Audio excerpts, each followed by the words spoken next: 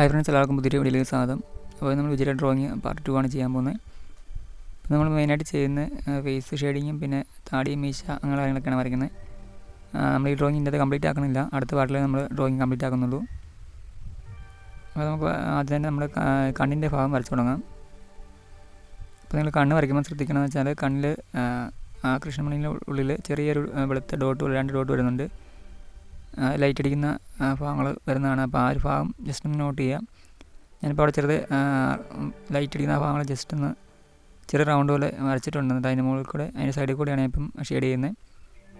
അപ്പോൾ നിങ്ങളത് ഫോട്ടോ നല്ല രീതിയിൽ സൂം ചെയ്തിട്ട് കണ്ണിൻ്റെ ഭാഗം സൂം ചെയ്തിട്ട് ചെയ്താൽ മതി. അപ്പോൾ കറക്റ്റായിട്ട് നമുക്ക് ചെയ്യാൻ പറ്റും.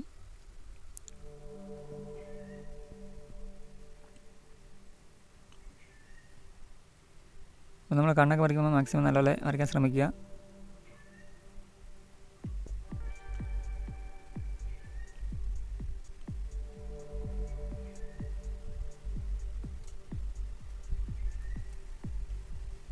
അതിനെ ഒരുപാട് ഡാർക്ക്നെസ് ഉള്ള പെൻസിൽ ഉപയോഗിച്ച് വരയ്ക്കണ്ട. കണ്ണൊക്കെ വരയ്ക്കുമ്പം ഡാർക്ക്നെസ് കുറച്ച് പെൻസിൽ ഉപയോഗിച്ച് വരച്ചാൽ മതി.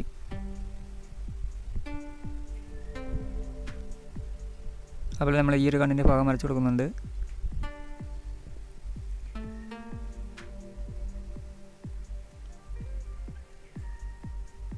പിന്നെ കഴിഞ്ഞ ദിവസമുള്ള കമൻറ്റ് ചെയ്ത് ചോദിച്ചിരുന്നു, പേപ്പറിൽ ഷെയ്ഡ് ചെയ്യുമ്പോഴത്തേന് ഒരുപാട് ഷെയ്ഡിങ് പടർന്നു പോകുന്നു, ഒരുപാട് അഴുക്കാവുന്നു പേപ്പറിൽ എന്നൊക്കെ പറഞ്ഞുകൊണ്ട് കമൻറ്റ് ചെയ്ത് ചോദിച്ചു. അതിനൊരു സൊല്യൂഷൻ എന്നോട് ചോദിച്ചായിരുന്നു. അപ്പോൾ നിങ്ങൾ പേപ്പറിൽ വരയ്ക്കുമ്പോൾ നിങ്ങൾ ഡ്രോയിങ്ങിൽ ഡയറക്റ്റ് കൈ ഇങ്ങനെ വെക്കാണ്ട് ഒരു പേപ്പറിൻ്റെ ഇതുപോലെ ഒരു പീസ് വെച്ച് അതിന് മുകളിൽ കൈ വെച്ച് വരയ്ക്കാൻ ശ്രമിക്കുക. അപ്പം നിങ്ങൾ ഈ നമ്മളിപ്പോൾ വരയ്ക്കുന്ന പെൻസിലിൻ്റെ ഇത് ബ്ലെൻഡായി പോകുമ്പോഴായിരിക്കും ചിലപ്പോൾ അങ്ങനെ സംഭവിക്കുന്നത്.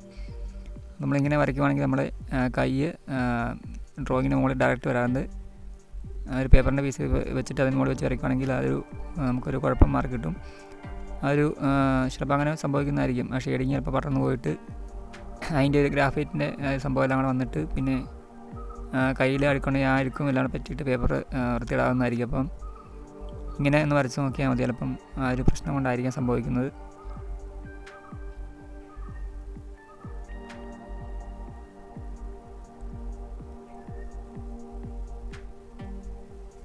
അപ്പോൾ നമ്മൾ പിരിയം വരച്ച് കൊടുക്കുന്നുണ്ട്. അപ്പം എല്ലാം നമ്മൾ ലൈറ്റ് പെൻസിൽ ഉപയോഗിച്ചാണ് വരയ്ക്കുന്നത്. 2B 4B ഒക്കെ ഞാൻ ഉപയോഗിച്ചിട്ടുള്ളൂ.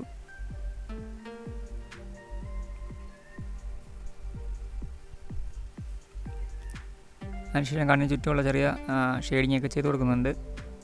പിന്നെ നമ്മൾ മൂക്കിൻ്റെ ഭാഗം വരയ്ക്കുന്നുണ്ട്. അപ്പോൾ അതും അവിടെയും വലിയ രീതിയിൽ ഷെയ്ഡിങ് ചെയ്യേണ്ട കാര്യങ്ങൾ വരുന്നില്ല. അവിടെ ചെറിയൊരു ഷെയ്ഡിങ്ങൊക്കെ മാത്രം മതി.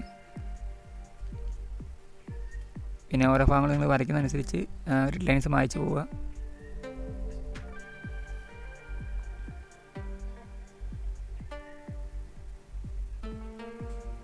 ഇപ്പോൾ നമ്മൾ ഷെയ്ഡ് ചെയ്തിട്ടെല്ലാം ബ്രഷ് ഉപയോഗിച്ച് ബ്ലെൻഡ് ചെയ്ത് കൊടുക്കണം. ഇല്ലെങ്കിൽ പേപ്പർ സ്റ്റമ്പ് ഉണ്ടെങ്കിൽ അത് ഉപയോഗിച്ച് നിങ്ങൾക്ക് ബ്ലെൻഡ് ചെയ്ത് കൊടുക്കാം.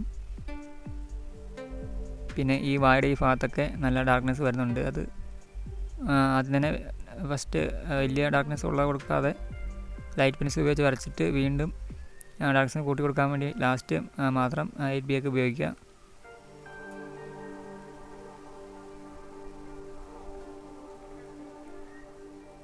അപ്പോൾ കവളിൻ്റെ ഓരോ ഭാഗത്തും ഷെയ്ഡ് ചെയ്യുമ്പം ഇപ്പോൾ ഞാൻ 2B പെൻസിലൊക്കെ ഉപയോഗിക്കുന്നുള്ളൂ. 2B 4B ഒക്കെയാണ് ഇവിടെ ഷെയ്ഡ് ചെയ്യാൻ ഉപയോഗിക്കുന്നത്.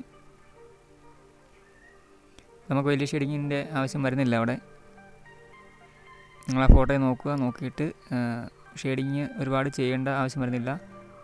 ചെറിയ ഷെയ്ഡിങ് മാത്രം മതി. എന്നിട്ട് ബ്രഷ് ഉപയോഗിച്ച് ബ്ലെൻഡ് ചെയ്ത് കൊടുത്താൽ മതി. അപ്പോൾ അത് നല്ല ഇതായിട്ട് വന്നോളും. പിന്നെ നമ്മൾ മീശയുടെ ഭാഗം വരയ്ക്കാൻ തുടങ്ങുകയാണ്. അപ്പോൾ അത് ഞാൻ 4B പെൻസിലാണ് ഉപയോഗിക്കുന്നത്. അതിനുശേഷം കട്ടി കൂട്ടി വരച്ച് കൊടുക്കേണ്ട ഭാഗത്തൊക്കെ 8B ഉപയോഗിച്ചിട്ടുണ്ട്.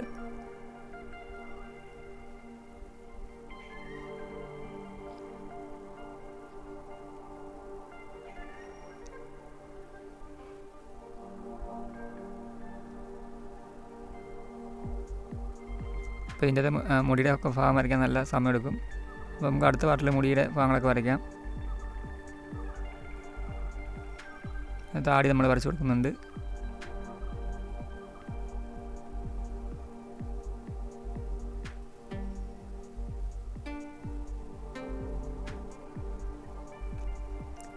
ഫ്രീ ഹാൻഡ് ഡ്രോയിങ് കമൻറ്റ് ചെയ്ത് ചോദിച്ചിട്ടുണ്ട്. നമുക്ക് ഫ്രീ ഹാൻഡ് ഡ്രോയിങ് ഇനി ഇടയ്ക്ക് ചെയ്യാം.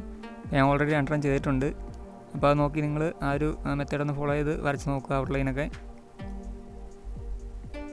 കുറച്ചുകൂടി ഈസി ആയിട്ടുള്ള എന്തെങ്കിലും ഒരു മെത്തേഡ് ഞാൻ നോക്കാം ഫ്രീ ഹാൻഡായിട്ട് വരയ്ക്കാൻ വേണ്ടിയിട്ട്.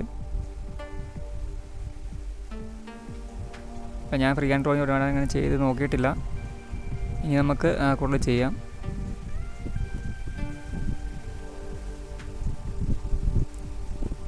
പിന്നെ അതുപോലെ തന്നെ ഓരോരുത്തരും വരയ്ക്കാൻ വേണ്ടി കമൻറ്റ് ഞാൻ കാണാറുണ്ട്. അതെല്ലാം ഞാൻ നോക്കിയിട്ട് ചെയ്യാം.